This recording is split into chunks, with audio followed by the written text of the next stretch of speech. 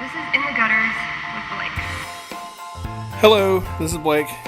I'm reviewing Michael Allred's Allred. And the story and art, of course, is by Michael Allred, and the colors are by his wife. If you like Michael Allred, if you like his art, you will probably like this. Allred, he's been kind of a tease over the years, because when he came out with that initial run on Mad Men, I thought it was one of those, the greatest comics that I've ever read, and was, kind of blown away by it, and thought it was so different and so interesting and so funny, kind of off the wall and fun.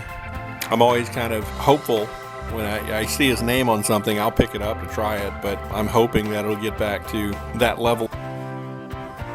But it doesn't. The Superman Hullabaloo, Red Rocket 7, X-Force, X-Statix, none of the work that he's done since has grabbed me in the way that his original run on Mad Men did. There's a little bit of pretentiousness to Allred's work, and it seems as if he's trying harder to impress the readers of Rolling Stone than actual comic book nerds like myself. X-Ray Robot, I guess, is the story of Dr. Max Wilding leading a team of scientists in an effort to travel interdimensionally utilizing a robot, and the doctor's headset that keeps him linked to the robot when he visits the fourth world. The first test is successful, but not verifiable, while Max has hallucinations from what he experiences through his link with the robot. And this might sound interesting, but to me, Allred tells the story as if it's a daytime soap opera combined with a low-budget Saturday morning science fiction show. Which, that might sound interesting too, but not to me.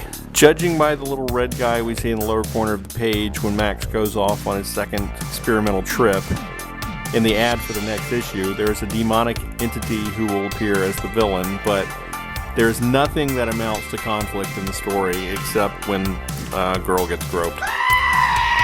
Let me say I didn't like any of the characters in the story. The scientists seem extremely entitled, talking about getting that tightwad that is funding them to cough up some more money. Then Allred shows what a bad guy that the tightwad is when he gets handsy with a scientist named Marnie. And there are 4 pages dedicated to her slapping the guy around and basically blackmailing him into giving her a position on the team of researchers. I think Allred thinks he's depicting a strong woman for going back and slapping the guy around, taking matters into her own hands, but it just seems like she's getting a position without merit. Basically blackmailing him to get on this research team. So basically she starts whacking him off until she gets what she wants. What? The dialogue was bad from the opening sentence where the lead character says, "Well, Professor Brian Saunders, my good man." This is a story without stakes. Even when there is a warning that the end of humanity is nigh, it doesn't seem like it's anything important. I don't know how Allred managed to make a story about interdimensional travel so boring. The story has no soul, and it's just an empty vessel going through the motions. Like a robot. Didn't like this one either. Sorry. If you're a big Mike Allred fan, maybe you'll like this more than I did. And that's it. All I got. Hope I didn't bore you like this comic bored the hell out of me, and I hope you'll come back. Thanks for watching. Bye.